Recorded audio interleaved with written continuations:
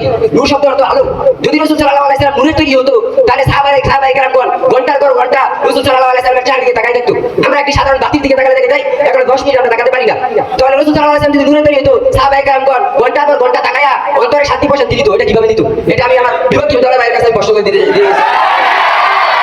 আমি ভাইকে জবাব বলবো, ভাই সবকিছুর একটা আমল সংক্রান্ত একটা নিয়ম কানুন আছে, নামাজের নিয়ম কানুন আছে। আপনি যদি আমাদেরকে এই কথা বলেন নামাজের বৈঠকের সময় আমরা দাঁড়াই না কেন, তখন আমরা বলবো আপনার বৈঠকের মধ্যে তো আপনি দূরত করেন, তখন আমরা দাঁড়াই না। কিন্তু আপনারা তো জানাজার নামাজের মধ্যে দূরত করেন, তখন জানাজার নামাজের মধ্যে আপনি কেন দাঁড়ায় পড়েন? আপনি পয়সা করতে পারেন না? বলেছিল যে আমরা তো জানাজার নামাজের মধ্যে আমরা দুরূদ শরীফ পড়ি, তখন করে আমরা দাঁড়িয়ে পড়ি। আরে কাদের প্রথম বুঝছি না, মূলত হলো জানাজার নামাজ তো এটা দোয়া, এটা আমরা এখানে দোয়া হিসেবে পড়ি। আর কোনটা কিভাবে করতে হবে এটাও তোমরা বুঝো না। জানাজার নামাজের মধ্যে দাঁড়িয়ে নামাজ পড়া, এটা জানাজার মধ্যে রুকু, এটা দাঁড়াতে হবে। তোমরা কিভাবে এটা বলো? সম্মানিত হাজির, আর তোমরা যে আয়াত দিয়ে সাল্লাল্লাহু আলাইহি ওয়াসাল্লাম যদি গায়েব জানতেন, তাহলে জিবরাইল আলাইহিস সালাম 24,000 বার কেন ওহে নিয়ে আসতেন? আল্লাহ রাসূল যদি হাদিস নাবি জানতেন, জিবরাইল আলাইহিস সালাম 24,000 বার আসার প্রয়োজন ছিল না। দ্বিতীয় কথা, আল্লাহ রাসূল সাল্লাল্লাহু আলাইহি ওয়াসাল্লাম যদি গায়েব জানতেন, হাদিস নাজির হতেন, তাহলে আল্লাহ রাসূলকে জিবরাইল আলাইহিস সালাম মিরাজে নেওয়ার জন্য আসতেন না। আমিনুল ইসলাম, রাকিবুল ইসলাম, সাকিবুল ইসলাম এবং তাদের মধ্যে দলনেতা হলো তাকমিল জামাতের নাজির আহমদ। বিপক্ষ দলের তার্কিক বন্ধুরা হচ্ছেন ইমরান হুসাইন, হুজাইফা শাহিন, ফয়সাল আহমদ, আরিফুল ইসলাম, আবু বকর এবং তাদের মধ্যে দলনেতা হলো তাকমিল জামাতের ইমরান হুসাইন। প্রতি দলে 5 জন করে প্রতিযোগী, প্রত্যেক প্রতিযোগী 3 মিনিট করে তার বক্তব্য উপস্থাপন করার সময় পাবেন। 2.5 মিনিটের মাথায় একটি সতর্ক সাইরেন বাজানো হবে। বাকি আধা মিনিটের মধ্যে আপনি আপনার যুক্তিতর্ক গুছিয়ে শেষ করবেন। সর্বশেষ প্রত্যেক দলের দলনেতা আরো 2.5 মিনিট করে অতিরিক্ত সময় পাবেন যুক্তি খণ্ডনের জন্য। তখন 2 মিনিটের মাথায় সতর্ক সাইরেন বাজানো হবে এবং 2.5 মিনিটের মধ্যে আপনি আপনার যুক্তি খণ্ডন গুছিয়ে শেষ করবেন। মোহতারাম হাজিরিন, এই পর্যায়ে প্রস্তাবিত বিষয় বেদাতীরা আহলে সুন্নাত ওয়াল জামাতের অন্তর্ভুক্ত। বিষয়টির পক্ষ দলের তার্কিক এবং দলনেতা নাজির আহমদ তার যুক্তিতর্ক উপস্থাপন করতে মঞ্চে আসবেন পক্ষ দলের দলনেতা নাজির আহমদ।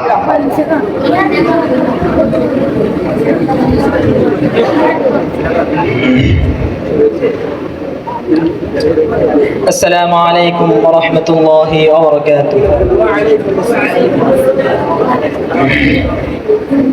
الحمد لله نحمده ونصلي على رسوله الكريم، أما بعد فأعوذ بالله من الشيطان الرجيم.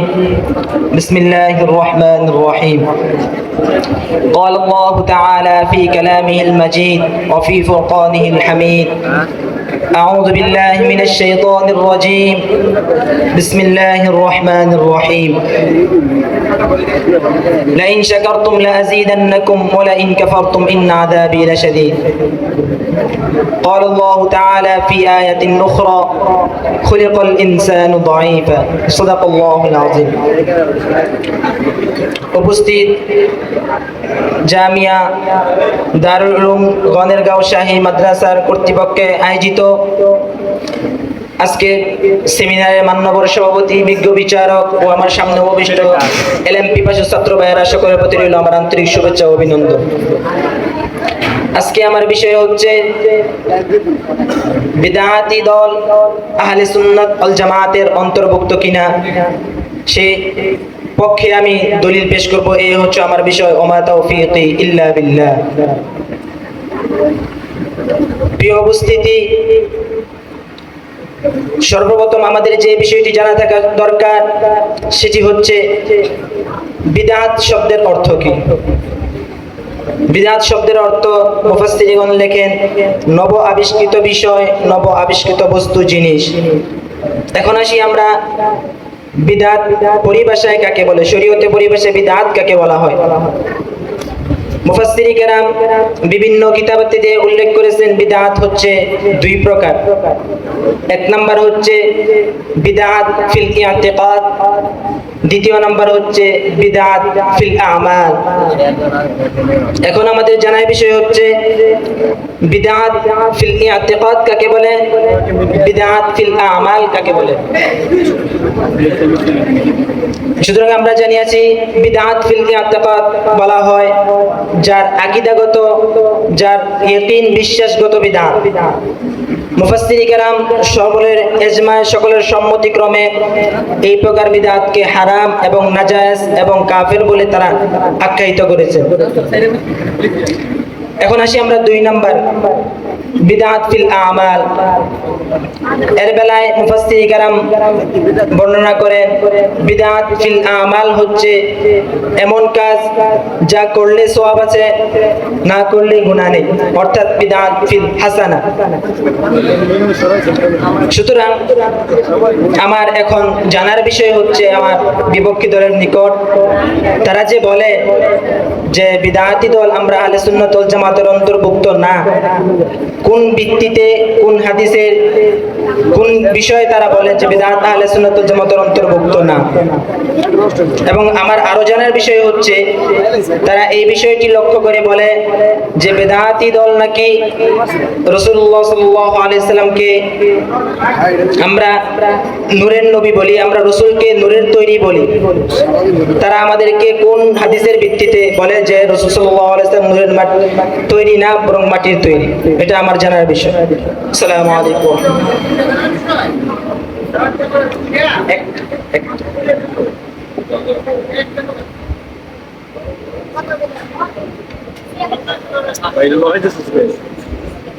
কিছু বিষয় জানা দরকার আপনাদের। এখানে সময় সর্বোচ্চ 3 মিনিট। তো কোনো প্রতিযোগী যদি এসে হাজিরিন এই পর্যায়ে প্রস্তাবিত বিষয়ের বিপক্ষে যুক্তিতর্ক উপস্থাপন করতে মঞ্চে আসবেন বিপক্ষ দলের দলনেতা ইমরান হুসাইন তাকমিল। মঞ্চে আসবেন ইমরান হুসাইন তাকমিল।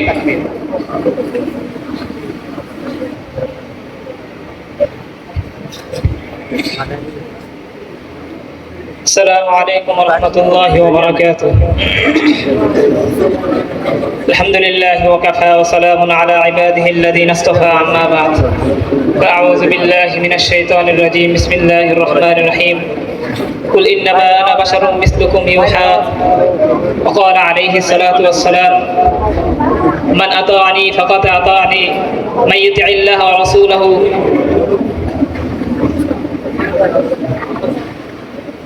وكما قال عليه الصلاة والسلام. আলহামদুলিল্লাহ, আজকের বিতর্ক অনুষ্ঠানের বিষয়বস্তু সম্পর্কে আমরা সকলে অবগত। বিষয়বস্তু হলো আহলে সুন্নাত ওয়াল জামাত, বিদআতীরা আহলে সুন্নাত ওয়াল জামাতের অন্তর্ভুক্ত কিনা। তো আমি হলাম বিপক্ষের দলের লোক, যে বিদআতীদের বিপক্ষে দল অর্থাৎ আহলে সুন্নাত ওয়াল জামাতের পক্ষ থেকে বলতেছি এবং দলনেতা হিসেবে আপনাদের সামনে বক্তব্য পেশ করতেছি। প্রথমে আপনাদেরকে জানতে হবে আহলে সুন্নাত ওয়াল জামাত কাকে বলে। আহলে সুন্নাত ওয়াল জামাত হলো قال رسول الله صلى الله عليه وسلم ما انا عليه واصحابي, অর্থাৎ আল্লাহর রাসূল সাল্লাল্লাহু আলাইহি ওয়াসাল্লাম বলতেছেন আমি এবং আমার সাহাবায়ে কেরাম যে মতের উপর রয়েছে এই মত এবং পথকে যারা অনুসরণ করবে তারাই হলো আহলে সুন্নাত ওয়াল জামাত। এর বিপরীত বিদআত কারা? বিদআত হলো কোরআন সুন্নাহ অর্থাৎ রাসূলুল্লাহ সাল্লাল্লাহু আলাইহি ওয়াসাল্লাম, সাহাবায়ে কেরাম, তাবেঈনদের যুগে যে সমস্ত কর্ম ছিল না এবং কোরআন হাদিসে যে সমস্ত কর্মের কোনো ভিত্তি নেই এবং তারা মন গড়া নতুন এমন কিছু আমলকে সৃষ্টি করে সেগুলোকে সওয়াবের নিয়তে বা বড় ফজিলতপূর্ণ আমল মনে করে এটাই হলো বিদআত। মুহতারাম হাজিরিন, তো আমাদের সামনে স্পষ্ট হয়ে গেছে আমাদের সমাজে এমন হাজারো কর্ম আছে, যেমন মিলাদ, কিয়াম, আল্লাহ রসুল নূরের তৈরি কিনা, বা আল্লাহ রসুল গায়েব জানেন, মিলাদ পড়ার সময়, দুরূদ পড়ার সময় দাঁড়ায় যে আল্লাহ রসুল মিলাদে উপস্থিত হয়। তো আমি এই বিষয়ে বক্তব্য না দিয়ে প্রথমে আমার ভাইয়ের প্রশ্নের উত্তর দিয়ে বলতে চাই, আপনারা যেই আয়াতের ভিত্তিতে, যে দলিলের ভিত্তিতে বলেন যে আল্লাহ রসুল নূরের তৈরি, কদে জাআকুম নূরু ওয়া কিতাবুম মুবিন, সূরা মায়েদার 15 নম্বর আয়াতে আছে। আপনারা কেমন করে বলতেছেন যে লা তাকরাবুস সালাহ ওয়া আনতুম সুকারাকে বাদ দিয়ে কেমন লা তাকরাবুস সালাহ বলতেছেন? এটা কেমন আয়াতের একটা অংশকে কেটে ফেলতেছেন। এর পরের আয়াতে দেখেন আল্লাহ তাআলা বলেন ইয়াহদি বিহিল্লাহু মাইয়াত্তাবিআ রিদওয়ানাহু সুবুলাস সালাম। এখানে বিহিকে যদি একবচন ব্যবহার করা হয়েছে, যদি নূর দ্বারা রাসূল সাল্লাল্লাহু আলাইহি ওয়াসাল্লাম উদ্দেশ্য হতো, তাহলে দ্বিবচন ব্যবহার করা। ধন্যবাদ বিপক্ষ দলের তার্কিক ইমরান হুসাইনকে। এই পর্যায়ে পক্ষ দলের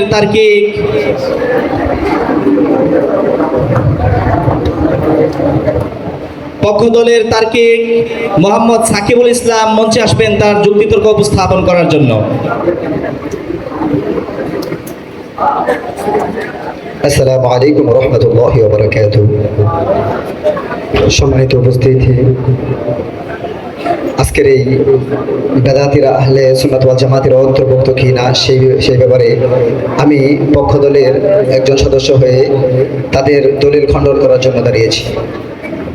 মাননীয় সভাপতি সাহেব, আপনি লক্ষ্য করেছেন যে আমাদের বিপক্ষ দলের যারা আছেন, যারা দলিল দিয়েছেন যে নবী মাটির তৈরি, তারা এই আয়াত দ্বারা দলিল দেয় যে কুল ইন্নামা আনা বাশারুম মিসলুকুম ইউহা ইলাইয়া আন্নামা ইলাহুকুম।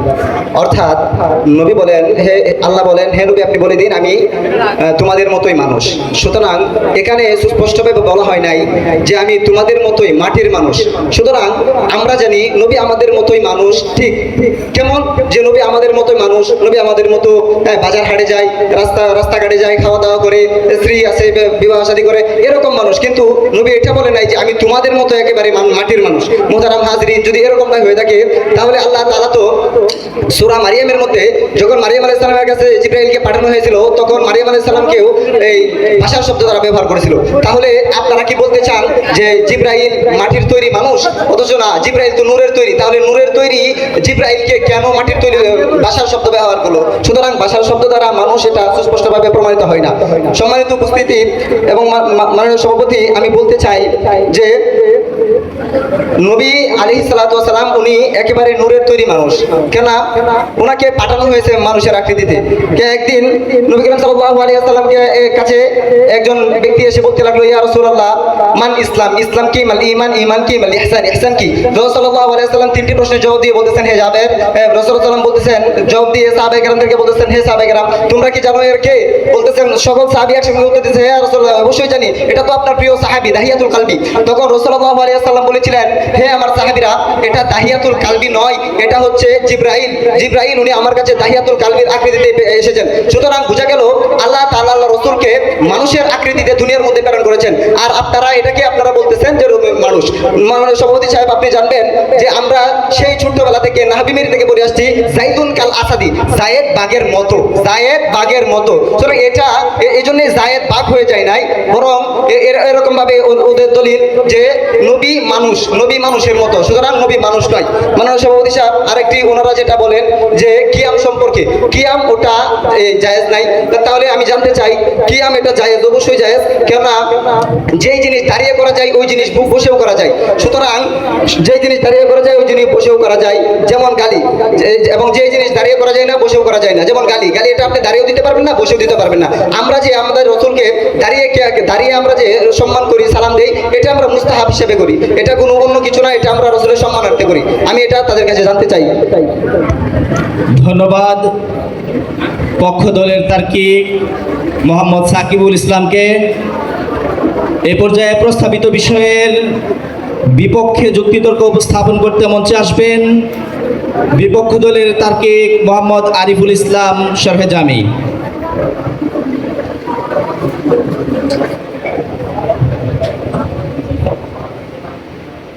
আসসালামু আলাইকুম ওয়া রাহমাতুল্লাহি ওয়া বারাকাতুহু। আমার বিপক্ষী ভাই দল যে বেদাতীরা আহলে সুন্নাত ওয়াল জামাতের অন্তর্ভুক্ত এ পক্ষে দলিল পেশ করেছিল যে প্রথমত বলছিল যে বেদাত দুই প্রকার। প্রথম যে ব্যক্তি ভাই বলে গিয়েছে, কিন্তু আমরা হাদিসের মধ্যে পাই যে কুল্লু বিদআতিন দালালা, প্রত্যেক বেদাতি পথভ্রষ্ট। তাহলে আমি আমার বিদাতি ভাইদের কাছে এই প্রশ্ন করতে চাই যে তারা এই বেদাত দুই প্রকার এটা কোন হাদিসের ভিত্তিতে বা কোন দলিলের ভিত্তিতে তারা বলে। আর আমার বিভক্ত ভাই দ্বিতীয় ভাই বলেছিল যে মারিয়াম আলাইহিস সালামের নিকট ফেরেশতাকে জিবরাইল আলাইহিস সালামকে প্রেরণ করা হয়েছিল, তিনি মাটির রূপে এসেছিল, মানুষের রূপে এসেছিল। এটার কারণ হলো যে জিবরাইল আলাইহিস সালাম ফেরেশতাগণকে আল্লাহ তাআলা বিভিন্ন সময় বিভিন্ন মানুষের রূপ দিয়েও প্রেরণ করেন। এর দ্বারা যে রাসূল সাল্লাল্লাহু আলাইহি সাল্লাম মাটির তৈরি না, এটা কোনো ভাই প্রমাণ হয় না। তারা বলে যে কি রাসূল সাল্লাল্লাহু আলাইহি সাল্লামের নূরের তৈরি। আমি বলবো যে নূর শব্দের অর্থ কি? নূর শব্দের অর্থ আলো। যদি রাসূল সাল্লাল্লাহু আলাইহি সাল্লাম নূরের তৈরি হতো, তাহলে সাহাবায়ে কেরামগণ ঘন্টার পর ঘন্টা রাসূল সাল্লাল্লাহু আলাইহি সাল্লামের চেহারার দিকে তাকাই থাকতো। আমরা একটি সাধারণ বাতির দিকে তাকালে দেখে যাই, এখন 10 মিনিট আমরা তাকাতে পারি না। তাহলে রাসূল সাল্লাল্লাহু আলাইহি সাল্লাম যদি নূরের তৈরি হতো, সাহাবায়ে কেরামগণ ঘন্টার পর ঘন্টা তাকায়া অন্তরে শান্তি প্রশান্তি নিত। এটা কিভাবে নিত? এটা আমি আমার বিপক্ষী দলের ভাইয়ের কাছে আমি প্রশ্ন করে দিয়ে গেছি। আর দ্বিতীয় ভাই বলেছিল যে কিয়ামের বিষয়ে বলেছিল যে আমি দ্বিতীয় ভাইয়ের প্রশ্নের তারা তাদের প্রশান্তির জন্য তারা এটা করে থাকে।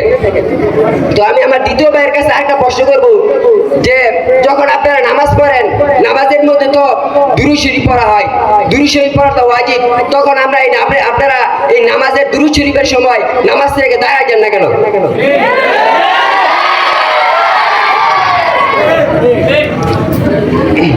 যে রাসূল সাল্লাল্লাহু আলাইহি সাল্লাম হলো মাটির তৈরি। আল্লাহ তাআলা কোরআনে পাকের মধ্যে বলেন কদ জাআকুম নূরু ওয়া কিতাবুম মুবিন। তারা এই নূর শব্দ দ্বারা বিভিন্ন মুফাসসিরে কেরামগণ এই নূর শব্দ দ্বারা কোরআনকে উদ্দেশ্য নিয়েছে। কোরআনের মধ্যে পাওয়া যায় যে এই নূর শব্দ দ্বারা বিভিন্ন সময় কোরআনকে বোঝানো হয়েছে, তো বিভিন্ন সময় আবার আলোকে বোঝানো হয়েছে। তখন আমি বলবো যে আমার বিপক্ষী দলের ভাইকে বলবো যে যেহেতু এই নূর শব্দ নিয়ে মুফাসসিরে কেরামদের নিকট অনেক মতকেরাম আছে, একটা উসুল আছে যে ইদা জাআল ইস্তিবানু বাতাল ইস্তিদলাল। ধন্যবাদ বিপক্ষ দলের তার্কিক মোহাম্মদ আরিফুল ইসলামকে। এই পর্যায়ে প্রস্তাবিত বিষয়ের পক্ষে যুক্তিতর্ক উপস্থাপন করতে মঞ্চে আসবেন পক্ষ দলের তার্কিক মোহাম্মদ রাকিবুল ইসলাম। মঞ্চে আসবেন পক্ষ দলের তার্কিক মোহাম্মদ রাকিবুল ইসলাম।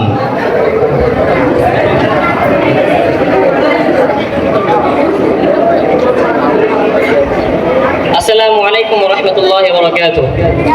ধন্যবাদ আমার প্রতিপক্ষ ভাইকে। ভাই আমার পূর্বে দুই ভাইয়ের জবাবে কিছু কথা বলে গেছেন। ভাই প্রথম একটা দলিল দিয়েছিলেন যে কুল্লু বিদআতিন দালালা, উক্ত হাদিসের মাধ্যমে বিদআত হাসানা আমরা যেটার উপর আমল করি এটাকে বাদ করে দিয়েছিলেন।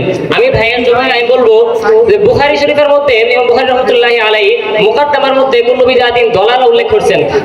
উনি সেখানে আলোচনা করেছেন যে কুল্লু বিদআতিন দালালা, এখানে বেদাত আর বেদাতে ইতিকাদ উদ্দেশ্য, এখানে বেদাত দ্বারা আমলি বেদাত উদ্দেশ্য নয়।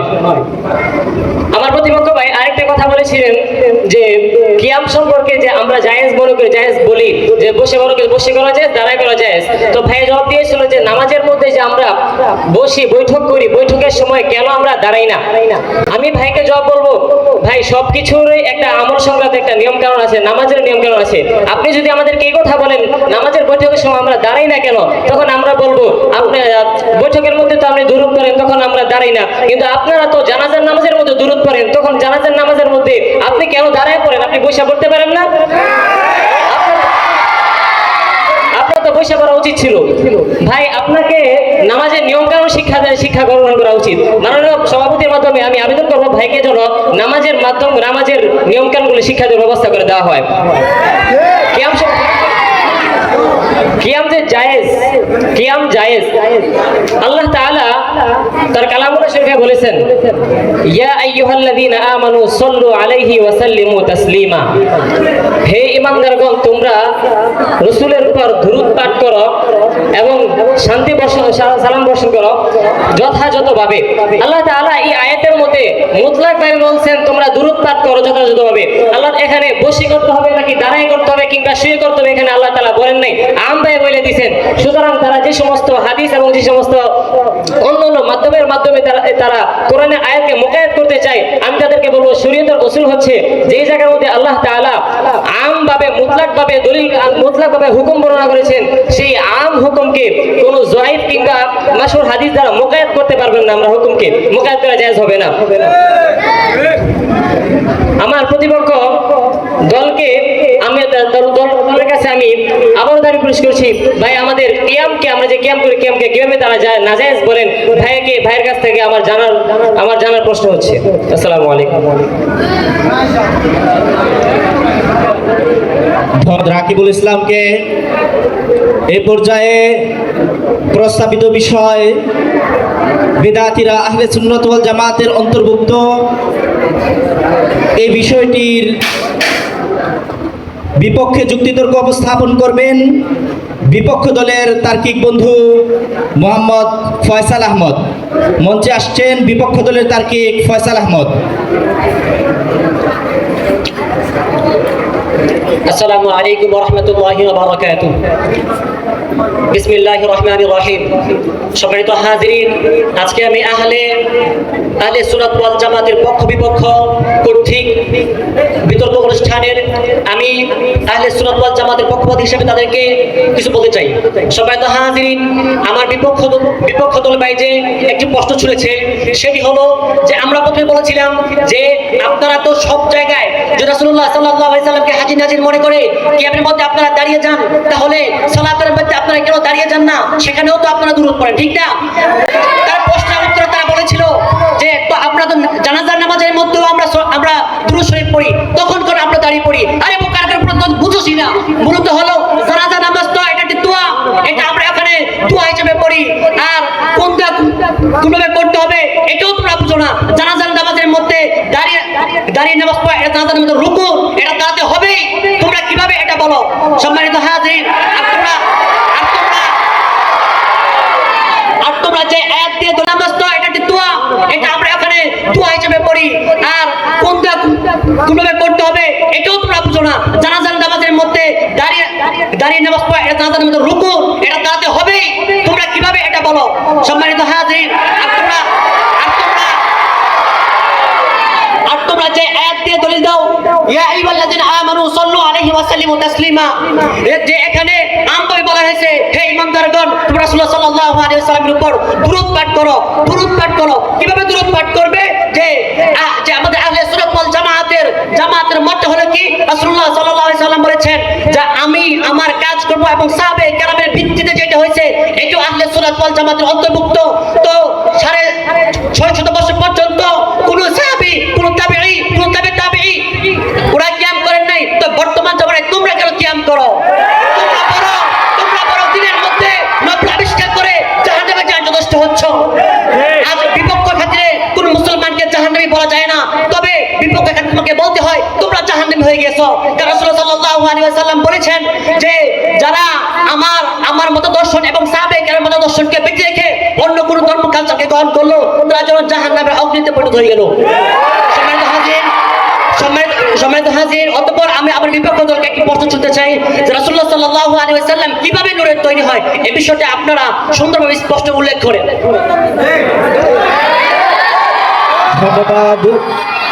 ধন্যবাদ বিপক্ষ দলের তার্কিক মোহাম্মদ ফয়সাল আহমদকে। সম্মানিত বিতার্কিক বন্ধুদের দৃষ্টি আকর্ষণ করছি, আপনারা বক্তব্য প্রদানের ক্ষেত্রে লক্ষ্য রাখবেন বিতর্কের একটি নীতি হলো প্রতিপক্ষকে অশ্লীল বা কোনো কটু বাক্যের মাধ্যমে সরাসরি অ্যাটাক করা যায় না। প্রতিপক্ষের প্রতি প্রশ্ন ছুড়ে দিতে হলে বা কোনো অভিযোগ অপবাদ ছুড়ে দিতে হলে মান্যবর সভাপতির মাধ্যমে আপনারা প্রতিপক্ষের কাছে জানতে চাইবেন। সরাসরি কোনো কটু বাক্যের মাধ্যমে প্রতিপক্ষকে অ্যাটাক করবেন না।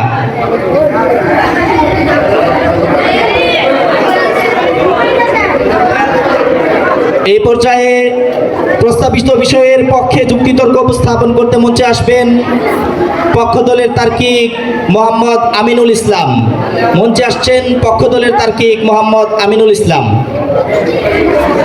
আসসালামু আলাইকুম ওয়া রাহমাতুল্লাহি ওয়া বারাকাতুহু।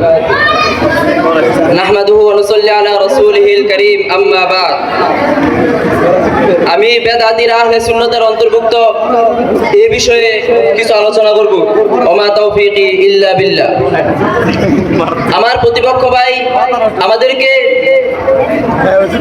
দুরূদ সম্পর্কে যে কথাটা বলেছেন, তিনি বলছেন যে জানাজার নামাজে দাঁড়ায় দুরূদ পড়াটা হচ্ছে রুকন। আসলে দুরূদ পড়াটা রুকন নয়, এটা হচ্ছে দোয়া। আর উনি বলছেন যে আমরা দাঁড়ায় কেন দুরূদ পাঠ করি। আমরা বলতে চাই, আমরা দাঁড়ায় দুরূদ পাঠ করি ইবাদতের উদ্দেশ্য নয়, আমরা দাঁড়ায় দুরূদ পাঠ করি সম্মানার্থে। অর্থাৎ বেদাতের সংজ্ঞা হচ্ছে যে ব্যক্তি আল্লাহ রাসূলের জমানায় এবং সাহাবায়ে কেরামের জমানায় যে বিষয় ছিল না, এটাকে আমলের নিয়তে তারা করবে, সেটা হচ্ছে বেদাত।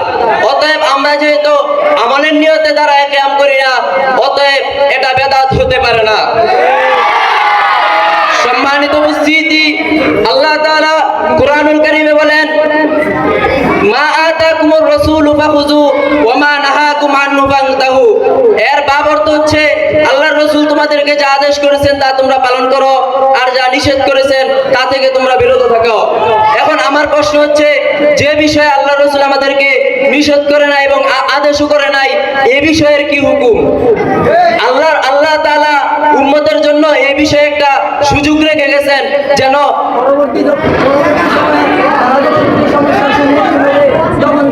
যেন তারা নতুন কোন জিনিস আমল করতে পারে।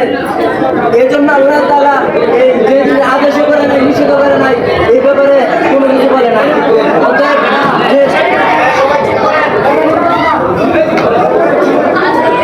অতএব কিয়ামের ব্যাপারে কোনো আদেশও পাওয়া যায় না এবং নিষেধও পাওয়া যায় না।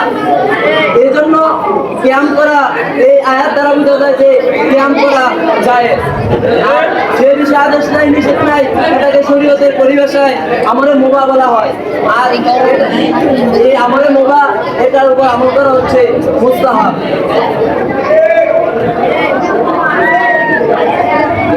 আর আমার ভাই, আমি আমার প্রতিপক্ষ ভাইয়ের কাছে প্রশ্ন করতে চাই, তারা যে জ্ঞান বিষয়ে, তারা যে দুরূদের বিষয়ে বলছে যে তারা দুরূদ করা জানাজার নামাজে রোকন, এরা এটাকে কিভাবে জানাজার নামাজের রোকন করলো?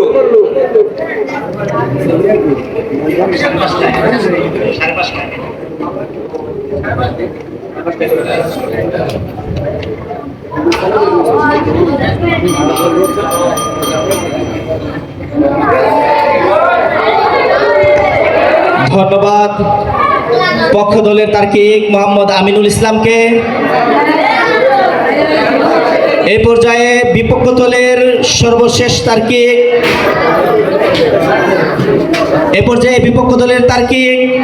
মোহাম্মদ আবু বকর তার প্রস্তাবিত বিষয়ের বিপক্ষে যুক্তিতর্ক উপস্থাপন করার জন্য মঞ্চে আসবেন। মঞ্চে আসছেন বিপক্ষ দলের তার্কিক মোহাম্মদ আবু বকর।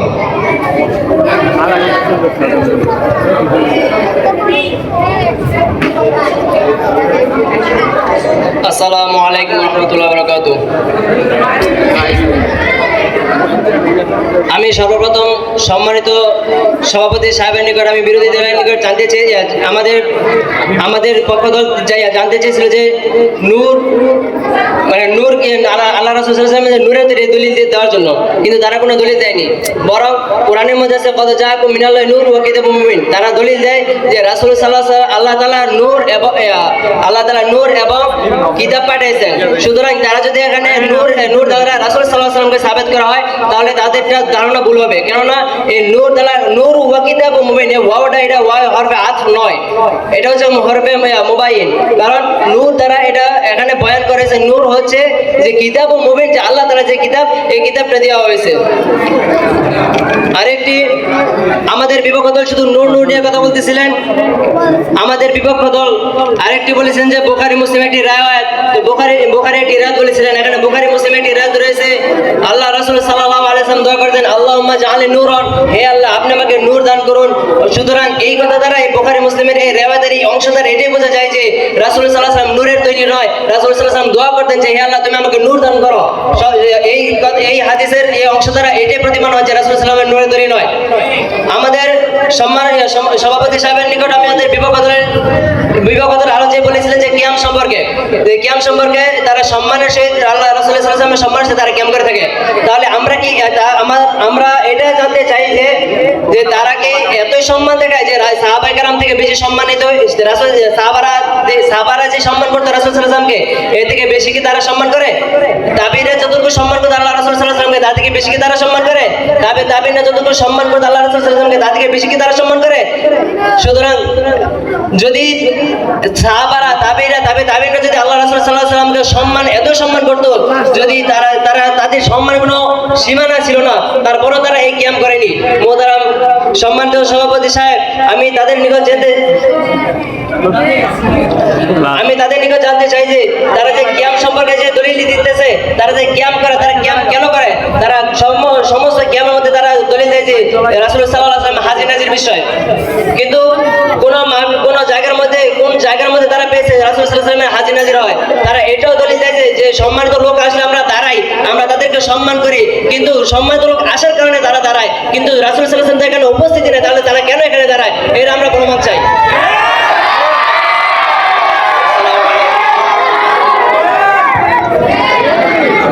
ধন্যবাদ বিপক্ষ দলের তার্কিক মোহাম্মদ আবু বকরকে। এই পর্যায়ে প্রস্তাবিত বিষয়ের পক্ষে যুক্তিতর্ক উপস্থাপন করতে মঞ্চে আসছেন পক্ষ দলের তার্কিক মোহাম্মদ ইয়াসিন আরাফাত। মঞ্চে আসছেন পক্ষ দলের তার্কিক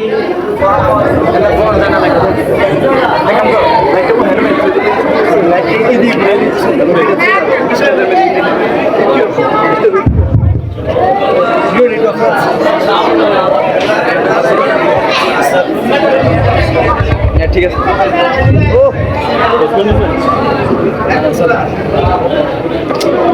আসসালামু আলাইকুম ওয়া রাহমাতুল্লাহি ওয়া বারাকাতুহু। মুহতারাম হাজিরিন, আজকে আমাদেরকে যে বিষয় নির্ধারণ করে দেওয়া হয়েছে তা হলো বেদাতির আহলে সুন্নাত ওয়াল জামাতের অন্তর্ভুক্ত কিনা। তো আমি বেদাতির আহলে সুন্নাত ওয়াল জামাতের অন্তর্ভুক্ত এই বিষয়ে কিছু দলিল প্রমাণ পেশ করব। মুহতারাম হাজিরিন, আমাদের বিপক্ষে দলেরা আমাদেরকে প্রশ্ন ছুড়েছিল যে রাসূল সাল্লাল্লাহু আলাইহি ওয়াসাল্লাম নূরের তৈরি, রাসূল সাল্লাল্লাহু আলাইহি ওয়াসাল্লাম হলো মাটির তৈরি।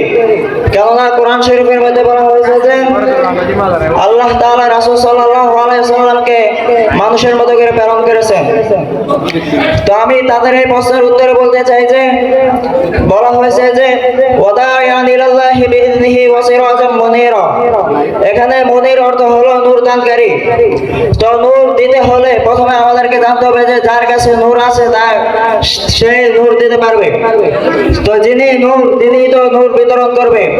তো মুহতারাম হাজিরিন, মাননীয় সভাপতির মাধ্যমে আমরা তাদের কাছে জানতে চাই যে যদি মুহাম্মদ সাল্লাল্লাহু আলাইহি ওয়াসাল্লামের মাটির তৈরি মানুষ হইতো তাহলে আমাদের কাছে কিভাবে নূর বিতরণ করত? মুহতারাম হাজিরিন, আপনারা সকলে অবগত আছেন যে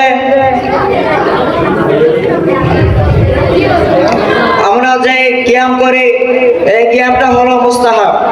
তো তারা যে বলে কিয়ামটা বেদাতের অন্তর্ভুক্ত, তার বিষয়ে আমি বলতে চাই যে আপনারা কোনো অনুষ্ঠান বা বিভিন্ন মজলিসে যখন কোনো মুরব্বী আগমন করে তখন আপনারা তাদের সম্মানার্থে কিভাবে দাঁড়ান? যদি রাসূল সাল্লাল্লাহু আলাইহি ওয়াসাল্লামের সম্মান তাদের থেকে বেশি হয় তাহলে আপনারা রাসূল সাল্লাল্লাহু আলাইহি সাল্লামের সম্মান তো তাদের থেকে বেশি নয়। তবে বোঝা যায় যে রাসূল সাল্লাল্লাহু আলাইহি সাল্লাম যখন রাসূল সাল্লাল্লাহু আলাইহি সাল্লামের সম্মানার্থে আরো বেশি দাঁড়ানো উত্তম। মুহতারাম হাজিরিন,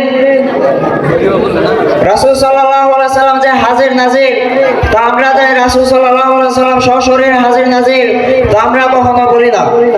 বলতো রাসূল সাল্লাল্লাহু আলাইহি সাল্লাম বলা হয়েছে যে ইন্না আরসালনাকা শাহিদাও ওয়া নাযীরা।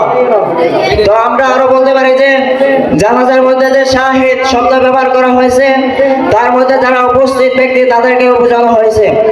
এমনকি বিবাহের ক্ষেত্রে যখন কোনো ব্যক্তিকে সাক্ষী রাখতে হয়, তখন দেখা যায় যে সাক্ষী উপস্থিত থাকা অপরিহার্য। যদি সাক্ষী উপস্থিত না থাকে তাহলে বিবাহ সমাপ্ত হয় না। তো মুহতারাম হাজিরিন, যদি রাসূল সাল্লাল্লাহু আলাইহি সাল্লাম হাজির নাজির না হতো, তো আমার প্রশ্ন হলো যে রাসূল সাল্লাল্লাহু আলাইহি সাল্লাম সশরীরে হাজির না, তারা এ পক্ষে দলিল দেবে। ধন্যবাদ পক্ষ দলের তার্কিক মোহাম্মদ ইয়াসিন আরাফাতকে। এই পর্যায়ে প্রস্তাবিত বিষয়ের বিপক্ষে যুক্তিতর্ক উপস্থাপন করতে মঞ্চে আসবেন বিপক্ষ দলের তার্কিক হুযায়ফা শাহীন। মঞ্চে আসবেন বিপক্ষ দলের তার্কিক মোহাম্মদ হুযায়ফা শাহীন। আসসালামু আলাইকুম ওয়া রাহমাতুল্লাহি ওয়া বারাকাতুহু। যে আমাদের যে বিষয়টা নির্ধারণ দেওয়া হয়েছে যে বেদায়েতের আহলে সুন্নাহর অন্তর্ভুক্ত কিনা, আমি আহলে সুন্নাহ এর প্রতিনিধি হিসাবে এই বিষয়ে কিছু আলোচনা করব। যে তারা আমাদেরকে একটা প্রশ্ন করেছেন যে আল্লাহর রাসূল হাজির নাজির কিনা। আমাদেরকে সর্বপ্রথম জানতে হবে যে হাজির নাজিরের ব্যাখ্যা, অর্থাৎ হাজির অর্থ হলো যে যিনি উপস্থিত, নাজির অর্থ যে মানে দৃষ্টা। এই দুইটা যদি আমরা একত্রে মিলাই তাহলে অর্থ হবে এমন একজন সত্তা যিনি এক জায়গাতে থেকে পুরা পৃথিবীতে কি করতে পারে, পুরা পৃথিবীর খবর জানতে পারে, সবকিছু জানতে পারে। আর এটা একমাত্র সিফত হলো আল্লাহ তাআলার। অতএব বেদায়েতিরা যে বলে যে আল্লাহ তাআলা হাজির নাজির, অতএব আর বেদায়েতিরা বলে যে আল্লাহ তাআলা আল্লাহর রাসূল যে হাজির নাজির, এটা যদি এই সিফতটা যদি আল্লাহর রাসূলের সাথে মিলা হয় তাহলে শিরকের পর্যায়ে যায়।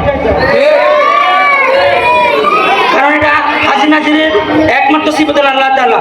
কারণ আল্লাহ তাআলা বলেছেন যে সূরা আরাফের মধ্যে 7 নম্বর আয়াতের মধ্যে যে ওয়ামা কুন্না গায়বিন, যে এটা দ্বারা বোঝা যায় যে আয়াতের বোঝা যায় আল্লাহ তাআলা কি গায়েব সম্পর্কে জানেন। 2 নম্বর সূরা ইউসুফের 102 নম্বর আয়াতের মধ্যে বলা হয়েছে যে ওয়ামা কুনতা তাদরি ইযা আজমাউ আমরাহুম ওয়া হুম ইয়ামকুরুন, যে হযরত ইউসুফ আলাইহিস সালামের বাইরা যখন আপনার কুয়ার মধ্যে ফেলার সিদ্ধান্ত নিয়েছিল তখন আপনি উপস্থিত ছিলেন না। অর্থাৎ এর দ্বারা বোঝা যায় যে আল্লাহর রাসূল হাজির নাজির না। আর আমার বিভক্ত বায়ের দলেরা যে বলছে যে কিয়াম করা, তারা কিয়াম করা জায়েজ বলেছে।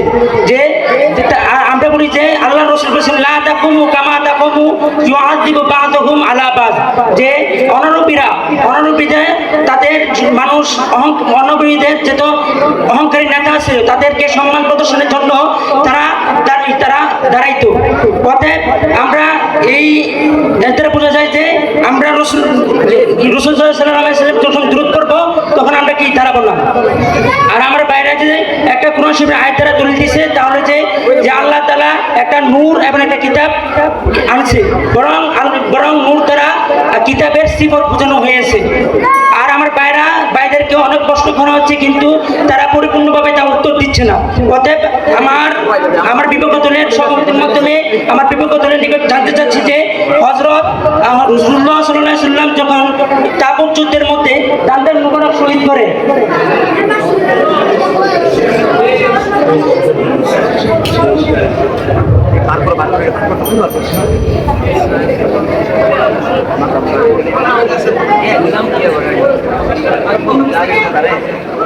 যে আল্লাহ রাসূল সাল্লাল্লাহু আলাইহি ওয়াসাল্লাম তাবুক যুদ্ধের মধ্যে দান্দার মোবারক শহীদ হয়েছে, তখন এর দ্বারা যদি আল্লাহ রাসূল যদি গায়েব মানে হাজির নাজির হতেন, তাহলে রাসূলুল্লাহ সাল্লাল্লাহু আলাইহি ওয়াসাল্লাম নিজের ইচ্ছায় কেন ইসলামের এত ক্ষতি করবে যে এখন রাসূলুল্লাহ সাল্লাল্লাহু আলাইহি ওয়াসাল্লামের দান্দার মোবারক কেন শহীদ হবে?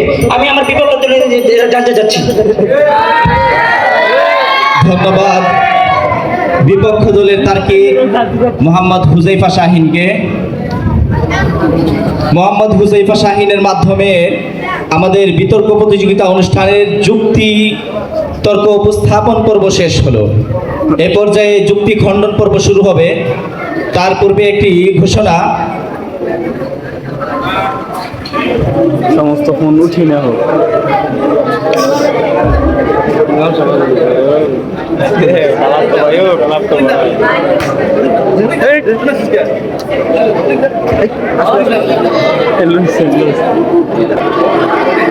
মাইক অপারেটর ভাইয়ের দৃষ্টি আকর্ষণ করছি, লাইটের কালারটা সাদা করে দেন। লাইটের কালারটা সাদা করে দেন।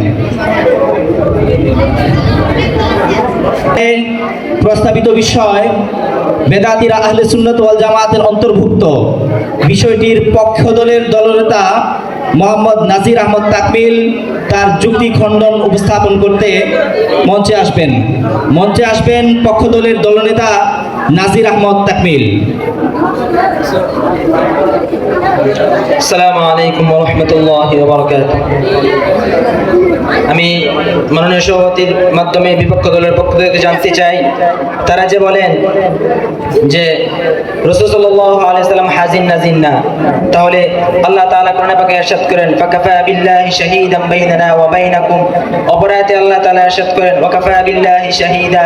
অন্যত্র আরেক আয়াতে আল্লাহ তাআলা ইরশাদ করেন ইন্না আরসালনাকা শাহিদান ওয়া মুবাশশিরান ওয়া নাযীরা। সুতরাং আমরা একটা জিনিস জানি যে সাক্ষীর জন্য উপস্থিত থাকা জরুরি। সুতরাং আমরা এই ভিত্তিতে বলি রাসূলুল্লাহ সাল্লাল্লাহু আলাইহি সাল্লাম হাজির নাজির।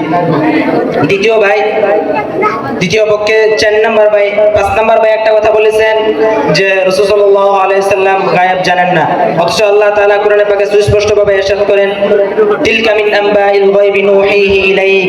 আল্লাহ তাআলা আরেক আয়াতে ইরশাদ করেন ওমা মিন গায়বাতিন ফিস সামাই ওয়াল আরদি ইল্লা ফি কিতাবিম মুবিন। এর মাধ্যমে আমরা বলতে চাই যে রাসূলুল্লাহ সাল্লাল্লাহু আলাইহি সাল্লাম গায়েব জানতেন, আর মনে হয় তারা এই বিষয়টি জানে না। গায়েব হচ্ছে সাধারণত দুই প্রকার, একটি হচ্ছে গায়েবে জাতি আর একটি হচ্ছে গায়েবে ইজাফি। গায়েবে জাতি হচ্ছে বলা হয় যেটা শুধুমাত্র আল্লাহ তাআলার সাথেই খাস।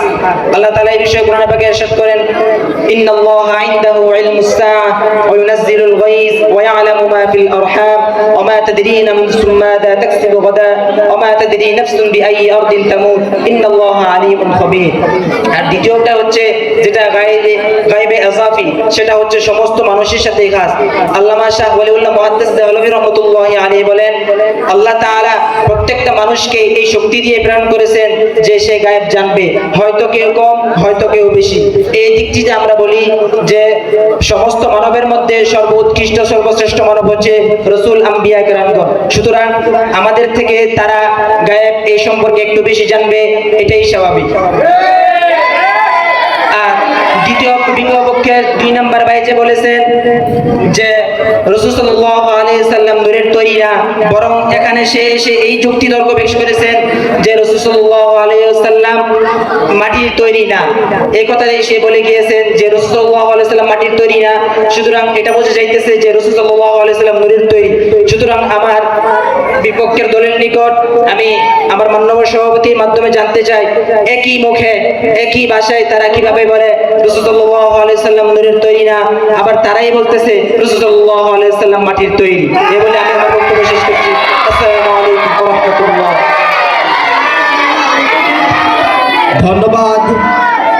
ধন্যবাদ পক্ষ দলের তার্কিক ও দলনেতা মোহাম্মদ নাজির আহমদকে। এ পর্যায়ে প্রস্তাবিত বিষয় বেদাতিরা আহলে সুন্নাত ওয়াল জামাতের অন্তর্ভুক্ত। বিষয়টির বিপক্ষে যুক্তি খণ্ডন উপস্থাপন করতে বিপক্ষ দলের দলনেতা মোহাম্মদ ইমরান হুসাইন মঞ্চে আসবেন। বিপক্ষ দলের দলনেতা মোহাম্মদ ইমরান হুসাইন। আলহামদুলিল্লাহ, সম্মানিত সভাপতি সাহেবকে আমার পক্ষ থেকে দ্বিতীয়বার সময় দেওয়ার জন্য আমার পক্ষ থেকে আন্তরিক মোবারকবাদ। মুহতারাম হাজিরিন, আমাদের বিপক্ষ ভাইদেরকে আমি বলতে চাই, আমার প্রতিনিধি এক ভাই প্রশ্ন করেছিল যে আল্লাহ রাসূল সাল্লাল্লাহু আলাইহি ওয়াসাল্লাম যদি গায়েব জানতেন, তাহলে উহুদের ময়দানে আল্লাহ রাসূল সাল্লাল্লাহু আলাইহি ওয়াসাল্লাম দান্দান মোবারক শহীদ হয়েছেন। আল্লাহ রাসূল সাল্লাল্লাহু আলাইহি ওয়াসাল্লাম যদি জানতেন তাহলে কেন শহীদ গেলেন?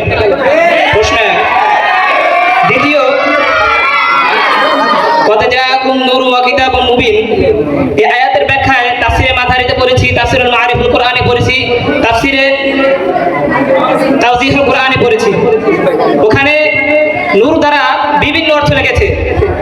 তারা তরজামাতুল কোরআনে মূল অর্থে লিখেছে নূর দ্বারা আলো, এবং হেদায়েতের আলো উদ্দেশ্য বলেছে, এবং আরো বিভিন্ন এই শব্দ দ্বারা বিভিন্ন ইখতিলাফ বলেছে। এমনকি কেউ কেউ মুহাম্মদ সাল্লাল্লাহু আলাইহি সাল্লাম বলেছেন।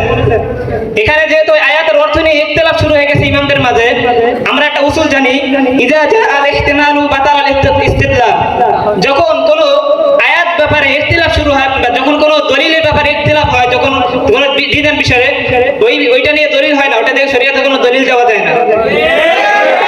তৃতীয় কথা, আল্লাহ রাসূল সাল্লাল্লাহু আলাইহি সাল্লাম যদি আল্লাহ রাসূল সর্বশেষ আমার কথা বলবো, আহলে সুন্নাত ওয়াল জামাত যে ভিত্তিতে মা আনা আলাইহি ওয়া আসহাবি, আপনারা যদি এই কথার একমত না হতেন তাহলে আপনারা আহলে সুন্নাত ওয়াল জামাতের অন্তর্ভুক্ত হওয়ার দাবি করতেন না।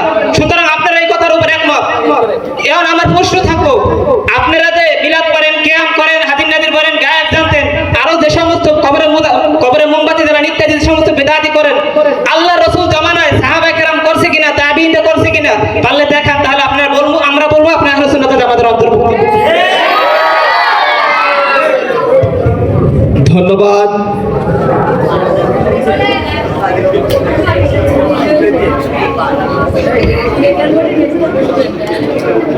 ধন্যবাদ বিপক্ষ দলের তার্কিক ও দলনেতা মোহাম্মদ ইমরান হুসাইনকে। মোহাম্মদ ইমরান হুসাইনের বক্তব্যের মাধ্যমে আমাদের আজকের আকর্ষণীয় বিতর্ক প্রতিযোগিতা অনুষ্ঠানের সমাপ্ত হলো।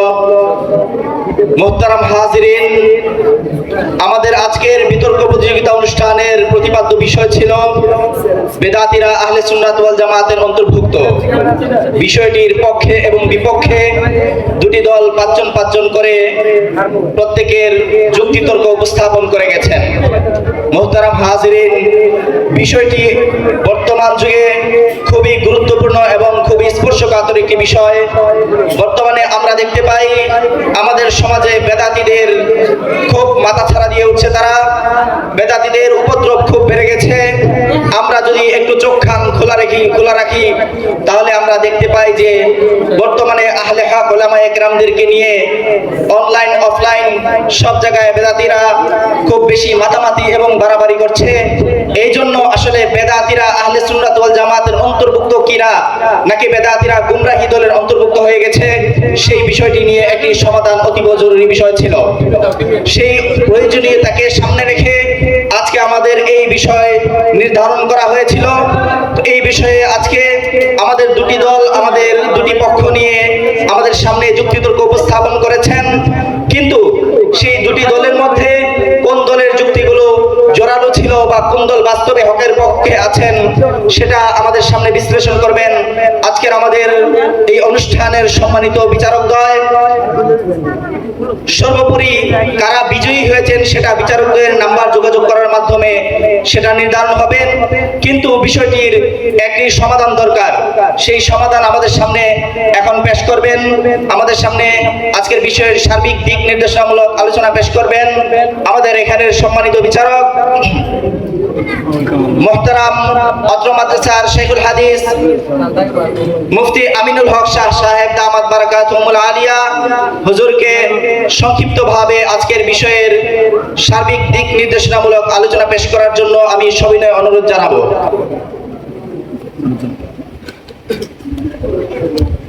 আলহামদুলিল্লাহ ওয়াসসালাতু ওয়াসসালামু আলা মান লা নাবিয়্যা বা'দা, আম্মা বা'দ।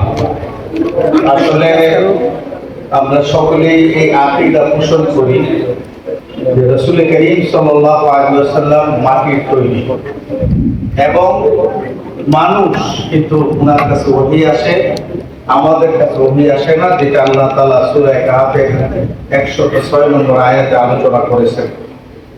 তবে আমরা আমাদের মেধা পরীক্ষা করার জন্য এবং মুনাজারার অভ্যাস তৈরি করার জন্য আমরা এই প্রতিযোগিতা অনুষ্ঠান উভয় দলকে আমি স্বাগতবাদ জানাই, যেহেতু তোমরা উভয় বোঝা যায় তোমরা কিছু মেহনত করেছো। তবে আশা করব ভবিষ্যতে আরো তোমাদের মেহনতের পরিধিটা যেন আরো বেশি হয়, আমি সে আশা তোমাদের কাছে করব। এখানে আমি একটা আলোচনা করি ছোট্টভাবে। আসলে রাসূল করিম সাল্লাল্লাহু আলাইহি ওয়াসাল্লাম গায়েব জানেন না। গায়েবের কিছু জানেন ওইগুলি যেগুলো আল্লাহ তাআলা জানিয়ে দিয়েছেন। যে কথাটা নাজির আহমদ বুঝাতে চেয়েছেন, আসলে গায়েবের অর্থ হলো যারা মা গাবা আন আইয়ুনিন নাস, মানুষের দৃষ্টি থেকে যারা অগোচর আছে তারা বলে গায়েব। রাসূল সাল্লাল্লাহু আলাইহি ওয়াসাল্লাম নিজেই বলেছেন, কোরআনে কারীমের আয়াতের মধ্যে আছে, কুল লাকুম লা আকুলু ইনদি খাযাইনুল্লাহ ওয়া লা আ'লামুল গায়বা, আমি গায়েব জানি না। অন্য আয়াতের মধ্যে বলেন, ওয়ালাউ কুনতু আ'লামুল গায়বা লাস্তাকতারতু মিনাল গায়ব, আমি যদি গায়েব জানতাম তাহলে আমি কল্যাণগুলি বেশি বেশি করে নিয়ে নিতাম। রাসূল গায়েব জানেন না। হ্যাঁ, গায়েব ওইগুলি জানেন যে আল্লাহ তাআলা জানিয়ে দিয়েছেন, আর যেটা জানায় দেওয়া হয় এটা গায়েব থাকে না। কারণ আল্লাহ রাসূল কিয়ামতের আগে কি ঘটবে না ঘটবে সব বলছেন, অতএব ভবিষ্যতের কথা বলে দিয়েছেন। আল্লাহ রাসূল গায়েব জানার কারণে নয়, আল্লাহ তাআলা জানিয়ে দেওয়ার কারণে। এই হিসাবে আমরা গায়েব জানি যে কিয়ামতের আগে কি ঘটবে, আমরা কোরআন হাদিস থেকে আমরা মুতালাবা পাইছি। কথা বুঝে আসছে?